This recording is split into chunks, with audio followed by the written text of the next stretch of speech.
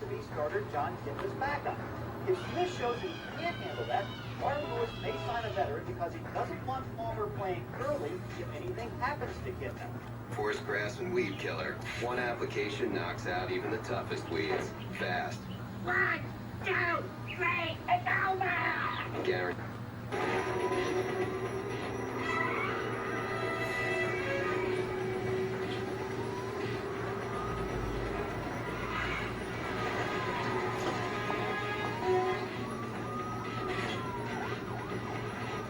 I was reading about this guy named Bernie Krause who records nature sounds for film and television. And he was saying that in 1968, in order to get 1 hour of undisturbed natural sound, like no airplanes, no cars, it would take him about 15 hours of recording time. And he was saying that today, in order to get that same 1 hour of undisturbed sound, it takes him 2,000 hours of recording time. It reminds me of the story of one of the great Jewish prophets, Elijah, who's been going and going, and he's just about at the end. I mean, he's just totally stressed, just totally fried, and doesn't even know if he wants to go on. And God says, Elijah, go up on the mountain because I'm going to show up. And so Elijah goes up on the mountain. And so this wind comes on the mountain, and it like shakes the mountain violently, but God isn't in the wind. And then there's this earthquake, but God isn't in the earthquake. And then like this massive fire covers the mountain, but God isn't in the fire. And then comes the still, small voice of God. Now, there's all this discussion about what exactly this voice is, because some people think that the actual Hebrew word doesn't even refer to a sound that you could like hear with your ears, like an audible noise. And so some translators translate the phrase that God was in the sound of sheer silence. God wasn't in the wind. God wasn't in the earthquake. God wasn't in the fire. God was in the silence.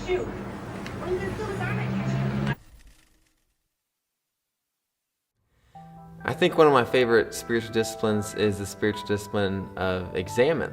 And Examen is an ancient discipline. It has a lot to do with reflection. And if you think about it, we don't do a lot of reflecting in our life. I don't know. Think about the last important thing that happened to you. I don't know what that would be. But did you spend any time after that event actually reflecting on what happened? If you're like me, a lot of times I don't reflect, and I end up going event to event to event, and after one thing is over, maybe after a big project is over, or after a big conversation is over, or after I accomplish something, I tend to just move on to the next thing in life without taking any time to really think about what I actually did, and especially where was God and what I just did. And so reflection is really not at all part of what we normally do, and so you have to discipline yourself to reflect on a very intentional basis. And so one way to do that is through the discipline of Examen. And so what you do with Examen is you actually think back through sometimes it's one day or sometimes it's a couple days, and you actually examine your life and you reflect on, number one, where was the presence of God in my life?